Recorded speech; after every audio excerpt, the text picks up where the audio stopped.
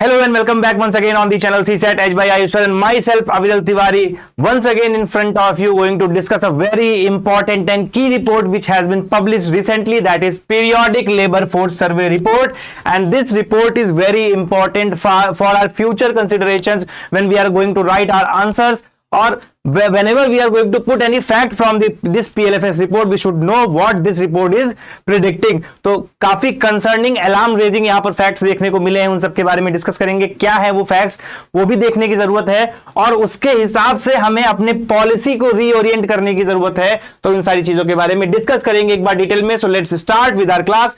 तो बेसिकली जो आपकी periodic labour force survey report है, ये आपकी एनुअली निकल रही है। कब से? तो ये बेसिकली निकाली जा रही है आपकी 2017 से। 2017 में पहली बार निकाली गई थी। अब तक 6 रिपोर्ट आ चुकी हैं, एनुअल रिपोर्ट्स आती हैं तो अब तक 6 रिपोर्ट आ चुकी हैं और ये 7th रिपोर्ट है। बेसिकली ये आपकी जो है 7th रिपोर्ट है। जस्ट अ मिनट, हाँ, तो ये आपकी 7th रिपोर्ट है जो इसी सीरीज में फिर से ली जा रही है। काफी इसमें अलग अलग की इंडिकेटर्स होते हैं, तो उन सबके की इंडिकेटर्स के बारे में भी हम डिस्कस करेंगे और हम डिटेल में देखेंगे कि क्या डिफरेंट ट्रेंड्स देखने को मिले हैं इस periodic labour force survey report में। So let's start with our. तो बेसिकली ये रिपोर्ट निकाली किसके थ्रू जाती है? तो ministry of statistics and programme implementation के NSSO सर्वे ऑफिस, जो नेशनल सैंपल सर्वे ऑफिस है, उसके थ्रू निकाली जाती है। 24 सितंबर 2024 को इसको पब्लिश किया गया था एंड बेसिकली इसमें आपके लेबर फोर्स पार्टिसिपेशन रेट के बारे में, दैट इज LFPR के बारे में बताते हैं, अनएम्प्लॉयमेंट रेट के बारे में पता चलता है, वर्किंग पॉपुलेशन रेशियो के बारे में पता चलता है और जो भी 15 ईयर्स या उससे अबव एज के लोग हैं उनका कैसा पार्टिसिपेशन है हमारी इकोनॉमी में, उसके बारे में हमें यहां पर डिटेल्ड इंफॉर्मेशन मिल रही होती है। तो एक बार हम यहां पर की कंसीडरेशंस को देख लेते हैं कि हमने क्या क्या सर्वेज में इंट्रोड्यूस कराया है, उसके बाद अपनी क्लास को हम शुरू करते हैं। तो बेसिकली हमारे यहां पर इस लेबर फोर्स सर्वे रिपोर्ट में around first stage units 12,743 and 12,743 first stage units ली गई थी जो कि सर्वे की गई, जिसमें आपके 6,975 विलेजेस थे, 5,768 अर्बन ब्लॉक्स थे, अराउंड 1 लाख हाउस होल्ड थे और 4 लाख पर्सन का यहां पर सर्वे किया गया। और ये सर्वे स्पेसिफिकली ये मेंशन करता है कि आपके जितना भी इंडियन मेनलैंड है उसका और जो भी उसके टेरिटोरियल पार्ट्स हैं उनका जो है यहां पर सर्वे किया गया है, एक्सेप्ट दोस पार्ट्स जहां पर रीच आउट करना पूरे साल में पॉसिबल नहीं था। और ये एरिया कौन है? तो अंडमान एंड निकोबार आइलैंड्स को यहां पर इन्होंने स्पेसिफिकली मेंशन कर दिया है कि यहां पर रीच आउट करना एक्सट्रीमली डिफिकल्ट था, इस वजह से यहां पर सर्वे नहीं हो पाया। चलिए की फाइंडिंग्स की ओर चलते हैं। तो बेसिकली इन्होंने जो रेफरेंस पीरियड्स लिए हैं उसमें 2 लिए हैं। जब हम एम्प्लॉयमेंट के बारे में पढ़ते हैं, अनएम्प्लॉयमेंट के बारे में पढ़ते हैं, तो वहां पर आपको बताया हुआ है मैंने कि 3 तरीके से वहां पर आपका अनएम्प्लॉयमेंट कंसीडर किया जाता है। कौन कौन से होते हैं? तो आपका प्रिंसिपल यूजुअल स्टेटस होता है, उसके अलावा आपका करंट वीकली स्टेटस होता है और तीसरा आपका होता है करंट डेली स्टेटस। तो बेसिकली ये रिपोर्ट जो PLFS रिलीज की गई है, ये PLFS रिपोर्ट आपकी प्रिंसिपल यूजुअल स्टेटस और करंट वीकली स्टेटस जो कि 7 डेज का रेफरेंस पीरियड लेता है और ये आपका 365 डेज का रेफरेंस पीरियड लेता है, इसको कंसीडर करते हुए लिया गया है। ठीक है, साथ ही साथ ये जो रिपोर्ट है वो 3 महीने का जो है कह सकते हैं कि रिपोर्ट को कंपाइल करते हुए 3 महीने का रेफरेंस लेते हुए चलती है। दैट मींस कि सर्वे कर रही है वीकली स्टेटस पे, यानी कि डेट ऑफ सर्वे से 7 दिन पहले का, लेकिन 3 महीने के डेटा को कंपाइल करते हुए ये चलते हैं।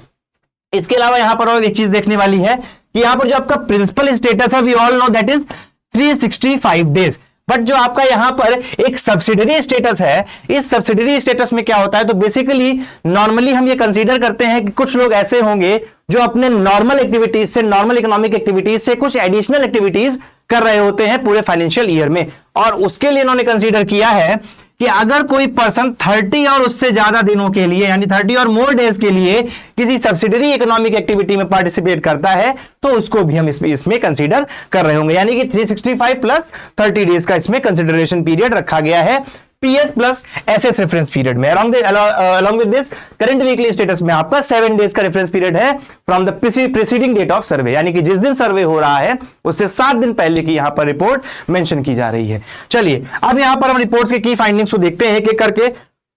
तो सबसे पहले इन्होंने लेबर फोर्स पार्टिसिपेशन रेट के बारे में बताया। तो बेसिकली जो हमारा लेबर फोर्स पार्टिसिपेशन रेट है वो इंक्रीज हो रहा है रैपिडली, लगातार इंक्रीज हो रहा है। अगर प्रिंसिपल स्टेटस की बात करें तो करंट में 45.1% का हमारे यहां पर LFPR रेट है यूजुअल स्टेटस के अकॉर्डिंग, यानी कि आपका जो 365 डेज का रेफरेंस पीरियड है उसके अकॉर्डिंग हमारा कितना है तो 45.1% है। जिसमें रूरल एरियाज की बात करें तो रूरल एरियाज में जो फीमेल पार्टिसिपेशन है वो in comparison to male participation ज्यादा है। वहीं अगर अर्बन की बात करेंगे तो अर्बन एरियाज में मेल पार्टिसिपेशन ज्यादा है इन कंपैरिजन टू फीमेल। इस चीज को ध्यान रखिएगा, इस चीज को ध्यान रखिएगा कि अर्बन एरियाज में फीमेल का पार्टिसिपेशन रेट कम है in comparison to rural activities.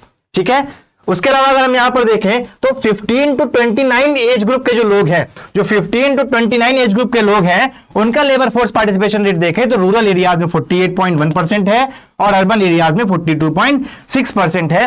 तो इस चीज को तो आप आराम से डिफाइन कर सकते हो कि ऑब्वियस सी बात है अर्बन एरियाज में जनरली जो लोग होते हैं वो कह सकते हैं कि आपका लॉन्गर स्टडीज कर रहे होते हैं, हायर स्टडीज कर रहे होते हैं, तो उनका जो स्टडीज फेज होता है वो लंबा होता है, इस वजह से इनका पार्टिसिपेशन रेट ऑब्वियस सी बात है 15 टू 29 के एज ग्रुप में कम ही रहेगा। भाई यहां पर देखिए गांव में आपके पास क्या होता है कि आपने हाई स्कूल तक की पढ़ाई की, इंटर तक की पढ़ाई की, उसके बाद आप वर्कफोर्स में आ गए। ठीक है, यूजुअली गांव में ऐसा होता है बट शहरों में ऐसा नहीं होता। जनरली हम लोग मास्टर्स कर रहे होते हैं, पोस्ट ग्रेजुएशन के बाद हम डॉक्टोरल कर रहे होते हैं, पोस्ट डॉक्टोरल कर रहे होते हैं, इवन बहुत सारे लोग कॉम्पिटिटिव एग्जाम्स की स्टडीज भी कर रहे होते हैं। तो इस वजह से आपका जो अर्बन एरियाज है पॉपुलेशन का इन्वॉल्वमेंट है वो कम है in comparison to rural areas. Okay, अब इसके अलावा अगर हम देखें तो 15 ईयर्स से ऊपर के सारे के, अगर हम रूरल एरियाज की यहां पर लेबर फोर्स की बात करें, 15 ईयर्स के ऊपर के सभी लोगों के 60.1% का यहां पर पार्टिसिपेशन रेट है, 60.1% का, जिसमें रूरल पार्टिसिपेशन रेट 63.7% है और अर्बन आपका 52.0% है, 52.0% है। ठीक है, यहां पर ध्यान दीजिएगा कि यूजुअल स्टेटस में बात करें हम एलएफपीआर के सभी एज ग्रुप के लिए, सभी एज ग्रुप के लिए अगर बात करें 0 से लेके आपका जो भी आपका फाइनल एज है तो 45.1% है। लेकिन अगर स्पेसिफिकली हम 15 साल को, यानी कि जो वर्किंग पॉपुलेशन होती है, जो वर्किंग एज होती है हमारे इंडिया में 15 टू 59 डिफाइंड वर्किंग एज है, याद रखिएगा। इंडिया अगर ओईसीडी होता तो डिफरेंट हो जाता, बट इंडिया में हमारी जो वर्किंग एज पॉपुलेशन है वो 15 ईयर्स टू 59 ईयर्स है। और इसमें अगर हम देखेंगे तो वर्किंग जो आपका लेबर फोर्स पार्टिसिपेशन रेट है वो 63.7% है और अर्बन में 52.0% है। ठीक है, सो कंपैरेटिवली अगर हम देखेंगे तो जो अगर हम 0 से लेंगे तो हमको ये पता चलेगा काफी लोग हमारे 15 साल से कम वाली उम्र में भी लोग काम कर रहे हैं। ये चीज आप यहां पर समझ सकते हो। ठीक है, चलिए कोई बात नहीं, आगे बढ़ते हैं। अब हम बात करते हैं यहां पर वर्किंग पॉपुलेशन रेशियो की। तो बेसिकली हम एक बार आपको डेफिनेशंस बता दें तो लेबर फोर्स पार्टिसिपेशन रेट क्या होता है, तो आपकी टोटल वर्किंग एज पॉपुलेशन में कितने लोग लेबर फोर्स में है, आइदर एम्प्लॉयड और नॉन एम्प्लॉयड, यानी कि कितने लोग आपके एम्प्लॉयड हैं या नॉन एम्प्लॉयड हैं, वो आपका क्या होता है लेबर फोर्स पार्टिसिपेशन रेट में आ जाते हैं। वर्किंग पॉपुलेशन रेशियो की बात करें तो टोटल पॉपुलेशन में कितने लोग वर्किंग एज के हैं वो आपका यहां पर वर्कर पॉपुलेशन रेशियो होता है। तो यूजुअल स्टेटस की बात करें तो इंडिया में 43.7% है सभी एज ग्रुप के लिए, सभी एज ग्रुप के लिए 43.7% का यहां पर आपका वर्किंग पॉपुलेशन रेशियो है। अगर हम रूरल की बात करेंगे तो 56.3% मेल के लिए और फीमेल के लिए 34.8%। अर्बन की बात करेंगे तो मेल वाले में बहुत ज्यादा डिफरेंसेस नहीं है, बट रूरल में एक शार्प डिक्लाइन देखना, फीमेल में हमें एक शार्प डिक्लाइन देखने को मिलता है। दैट इज फीमेल में 20.7% का वर्किंग पॉपुलेशन रेशियो है, वर्कर पॉपुलेशन रेशियो है। आई होप आपको ये क्लियर हो रहा होगा, है ना।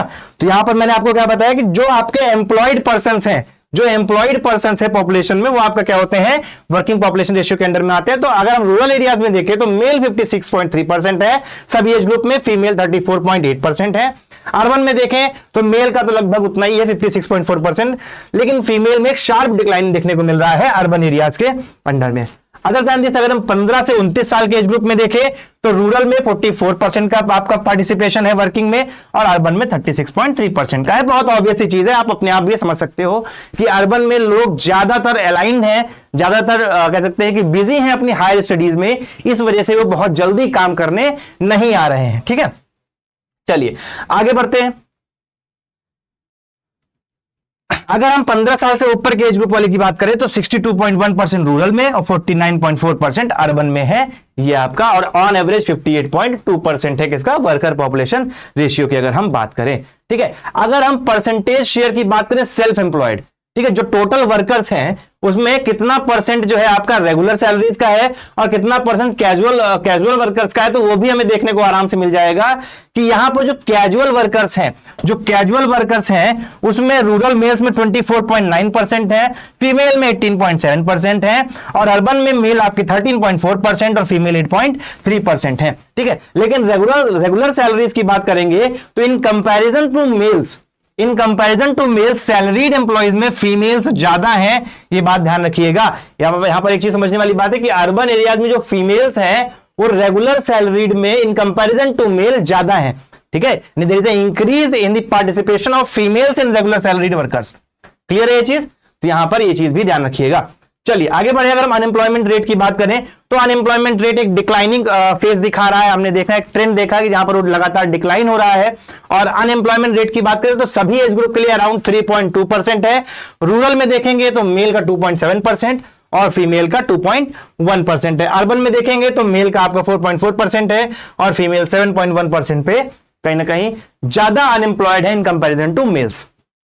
ठीक है, उसके अलावा अगर हम 15 इयर्स के एज ग्रुप के ऊपर वाले में देखेंगे तो हमें यहां पर समझ में आएगा कि जो मेल्स हैं बेसिकली वो 2.7% और 2.1% फीमेल्स, और अर्बन एरियाज में 4.4% मेल्स और 7.1% फीमेल्स, यानी कि फीमेल्स ज्यादा अनएम्प्लॉयड है अर्बन एरियाज में। अच्छा, इस अनएम्प्लॉयमेंट में भी बहुत इंटरेस्टिंग आपको यहां पर देखने को मिलेंगे। जो आपके डेटा आया है बड़ा इंटरेस्टिंग देखने को मिला है। उसमें इंटरेस्टिंग ये है कि हमने यहां पर जब अनएम्प्लॉयमेंट में कैटेगरीज में डिवाइड किया, ठीक है, कि प्राइमरी एजुकेशन पढ़े हुए में कितने लोग अनएम्प्लॉयड हैं, हायर एजुकेशन में कितने लोग अनएम्प्लॉयड हैं, तो इसमें बड़ा इंटरेस्टिंग डेटा निकल के आया कि हमारे इंडिया में जो हायर सेकेंडरी के ऊपर के एजुकेशन वाले लोग हैं, हायर सेकेंडरी के ऊपर के एजुकेशन वाले लोग हैं, वो इन कंपैरिजन टू प्राइमरी ज्यादा अनएम्प्लॉयड है। यानी कि जो कम पढ़े लिखे हैं वो ज्यादा बेटर एम्प्लॉयमेंट अपॉर्चुनिटीज प्राप्त कर पा रहे हैं। They are gaining more employment opportunities in comparison to higher secondary and higher studies. यानी कि जो ज्यादा पढ़े लिखे लोग हैं वो कम नौकरियां पा रहे हैं, वो ज्यादा मात्रा में अनएम्प्लॉयड हैं। This is the matter of concern. वही मैं आपसे बोल रहा था कि ये सबसे ज्यादा कंसर्निंग है कि आखिर क्या हमारे यहां पर there is no value of education या कुछ और बात है। ठीक है, तो यहां पर इस चीज को समझने की जरूरत है और यही सबसे ज्यादा यहां पर टर्निंग पॉइंट है। इससे भी इंटरेस्टिंग डेटा निकल के आया है जब वहां पर रिलीजियस ग्रुप्स को लिया गया, सोशल ग्रुप्स को लिया गया, तो आपके सबसे कम जो अनएम्प्लॉयड सेक्शन निकला वो एसटीज का निकला। ठीक है, और सबसे ज्यादा जो अनएम्प्लॉयड सेक्शन है वो आपका जनरल कैटेगरी का है। तो वो भी ये सब तो आपने न्यूज में सुना ही था। खैर आगे बढ़ते हैं, और यहां पर अगर हम अनएम्प्लॉयमेंट रेट को देखें 15 टू 29 ईयर्स वाले ग्रुप में, तो हमारे यहां पर जो अनएम्प्लॉयमेंट रेट है 15 टू 29 ईयर्स में, तो रूरल में कम है, 8.7 8.2 है। बट यहां पर जो आपका अर्बन एरियाज है वहां पर बहुत ज्यादा है। Male 12.8%, female 20.1%। ठीक है, यहां पर एक चीज क्लियर हो जाओ, हु इज अनएम्प्लॉयड। तो a person will be said unemployed if he और she is seeking the work and along this seeking he or she is available for the work। ये नहीं कि सिर्फ ढूंढ रहे हैं लेकिन काम करेंगे कब, बाद में देखा जाएगा, नहीं। he or she is available for the work and actively seeking for the work and still not getting the desired work, then only he or she will be said to be unemployed। तो ऐसे लोग जो है हमारे India में वो 12.8% है urban areas में, और फीमेल्स में ये अनएम्प्लॉयमेंट रेट बहुत ज्यादा बढ़ जाता है, जो एक कंसर्निंग सीरीज निकाल के लाता है, जो एक कंसर्निंग यहां पर प्रॉब्लम रेज करता है कि क्या हमारे यहां पर जो फीमेल से क्या उनको नौकरी मिलना ज्यादा प्रॉब्लमेटिक है। उससे भी बड़ा कंसर्न तो मैंने अभी डिस्कस किया, ये कंसर्न है कि सच में is it too difficult for a educated person to find a job in India. यानी कि अनएम्प्लॉयड पर्सन जो है वो एजुकेटेड पर्सन ज्यादा है। ठीक है, अगर कम पढ़े लिखे हो तो आपको जल्दी वहां पर नौकरी मिल जा रही है, ज्यादा पढ़े लिखे तो आपको कम नौकरियां वहां पर कम नौकरियां मिल रही हैं। तो ये एक मेजर चैलेंजिंग पार्ट है यहां पर हमारे सोसाइटीज के लिए। चलिए, तो यहां पर अगर हम कुछ इंटरेस्टिंग डेटाज और ग्राफ्स को और देखने की कोशिश करें तो यहां पर लेबर फोर्स पार्टिसिपेशन रेट है आपका, तो ये अलग अलग ईयर्स के लिए है। यहां पर हम देख सकते हैं लेबर फोर्स पार्टिसिपेशन रेट अलग अलग ईयर्स के लिए है। ठीक है, तो ये हमारा पीएलएफएस 2023-2024 के लिए है। तो सभी एजेस की बात करेंगे तो हमारा जो एलएफपीआर है परसेंटेज में वो फीमेल्स का 35.5% है, मेल्स का 57.9% है। वहीं अगर हम बात करेंगे 15 ईयर्स एंड अबव के बारे में तो 47.6% फीमेल्स और 80.2% आपके जो है मेल्स हैं। ठीक है, और अगर आप यहां पे ट्रेंड को देखने की कोशिश करोगे, एक ट्रेंड को देखने की कोशिश करोगे, then there is a continuous increasing trend, continuous increasing trend. and even in the category of females it has been just doubled. यानी कि जो फीमेल्स का पार्टिसिपेशन है वो 2017-18 के कंपैरिजन में जस्ट डबल हो गया है. Let me show you the exact data. Okay, females see, यहां पर लगातार फीमेल्स का जो पार्टिसिपेशन है वो लगातार इंक्रीज हो रहा है. और even you compare with 2017-2018 data, then you will see कि ये डेटा लगातार डबल हो गया है. तो ये एक अच्छा साइन है कि हमारे यहां पर जो फीमेल्स हैं वो ज्यादा एक्टिवली पार्टिसिपेट कर रही हैं लेबर फोर्स में. तो ये भी हमारे लिए एक गुड साइन हो सकता है. चलिए आगे बढ़ते हैं, कुछ और चार्ट्स को हम यहां पर देखते हैं. ठीक है, वर्किंग पॉपुलेशन रेशियो की अगर हम बात करेंगे तो वर्किंग पॉपुलेशन रेशियो में भी हमें एक इंक्रीजिंग ट्रेंड देखने को मिला है.